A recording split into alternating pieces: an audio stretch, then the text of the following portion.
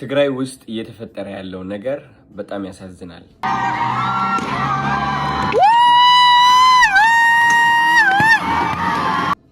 ሰላም፣ አዶናይ ይባላለሁ። የ26 ዓመት ወጣት ነኝ። የተወለድኩት መቀሌ።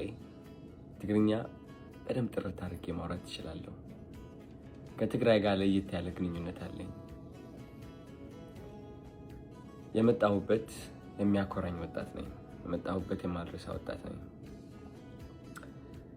ባይገርማችሁ ይህ ዓመት እየጠበቅኩት የነበረው አንድ ትልቅ ነገር አለ።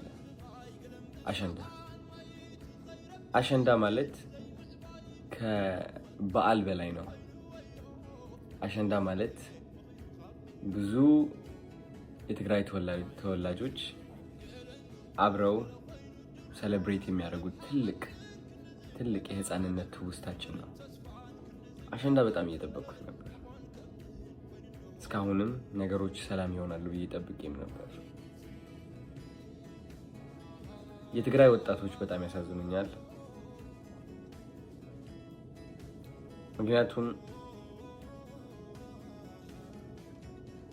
ከማንም ፍጡር በላይ ተስፋ ያላቸው ወጣቶች ናቸው። ልክ እንደኔ። ያለፈው ዓመት አሸንዳ ስመለስ ወደ መቀሌ የተሰማኝ ስሜት ምን እንደሆነ ልንገራችሁ።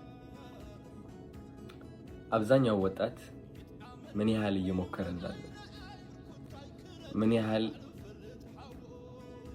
በእግዚአብሔር እየተማመነ እንዳለ ነው ያስተዋልኩት። ምን ያህል ተስፋ እንዳለው። የእነዚህ ወጣቶች ተስፋ ግን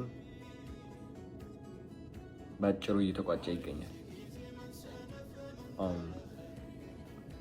ብዙዎቻችሁ ሰምታችሁ ይሆናል አሁን እየተፈጠረ ያለው ነገር ትግራይ ውስጥ።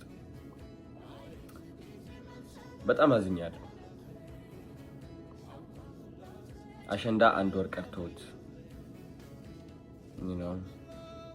እኔ የጠበቅኩት ትግራይን ከፍ ማድረግ አለብኝ፣ ወጣቱን ማነቃቃት አለብኝ ነበር።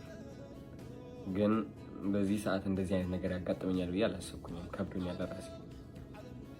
እነዚህ ወጣቶች ያለቻቸው ጥቂት ተስፋ ይዘው ለመጓዝ እየሞከሩ እያለ አሁን እየተፈጠረ ያለው ነገር ግን ተስፋቸውን በአጠቃላይ የሚቋጭ ነው።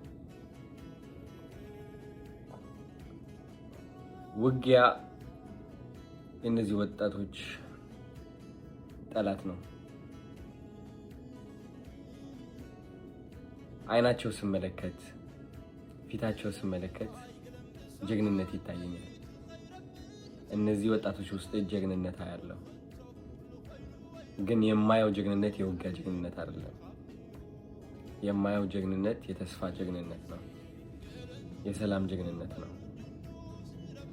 የመለወጥ ጀግንነት ነው። እነዚህ ወጣቶች ውጊያ መግባት አለባቸው ብዬ አላስብም፣ አላምንም። በዚህ ዘመን ውጊያ ወደ ኋላ እንጂ ወደፊት ሊወስደን አይችልም። እነዚህ ወጣቶች ይበቃቸዋል። አሁን የሚያድጉበት ጊዜ ነው። አሁን የሚለወጡበት ጊዜ ነው። እኔም እነሱን ለማስተማር፣ ወጣቶቹን ለማነቃቃት ራሴን በጣም ሳዘጋጅ ነበረ። በተቻለኝ አቅም እንዴት አድርጌ እነዚህ ወጣቶችን ተስፋቸው ላስቀጥለው፣ እንዴት በራስ መተማመናቸው እንደገና እንዲመልሱ ላግዛቸው፣ እንዴት ቀና ብለው እንዲሄዱ ላግዛቸው፣ እንዴት ውስጣቸው ላይ ያለው ፍርሃት ለመቅረፍ ልሞክር። እነሱ ያለፉትን ነገር ባላልፍም ግን ልክ እንደ አንድ ወንድማቸው እረዳቸዋለሁ። ይህ ውጊያ ጓደኞች ያጣሁበት ውጊያ ነው። ይህ ውጊያ ወንድሞችን ያጣሁበት ውጊያ ነው። እመኑ። እንዲደገም ግን አልፈቅድም። ያመኛል በጣም። ታሪክ መደገም የለበትም። ከፍ ብለን መገኘት አለብን። ከታሪካችን ከፍ ብለን መገኘት አለብን። መስተካከል አለብን። በጣም ይህ መልእክት ለኢትዮጵያውያን ይሁን፣ ለሁላችሁም። ትግራይ ስትባል መሬት የምትመስላችሁ ከሆነ ተሳስታችኋል። ትግራይ ስትባል ብሔር የሚመስላችሁ ከሆነ ተሳስታችኋል። ትግራይ ከዛ በላይ ነች። ትግራይ ማለት ኢትዮጵያ ነች። ኢትዮጵያ ማለት ደግሞ ድንበር አይደለችም። ኢትዮጵያ ማለት ብሔር አይደለችም። ኢትዮጵያ ማለት ሃይማኖት ብቻ አይደለችም። ኢትዮጵያ ፍቅር ነች። ኢትዮጵያ መከባበር ነች። ኢትዮጵያ አንድነት ነች።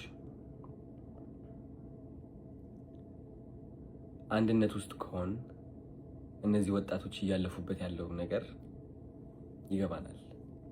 ምንም ንግግርም አያስፈልግም። እንረዳቸው፣ እናግዛቸው፣ እንቁምላቸው።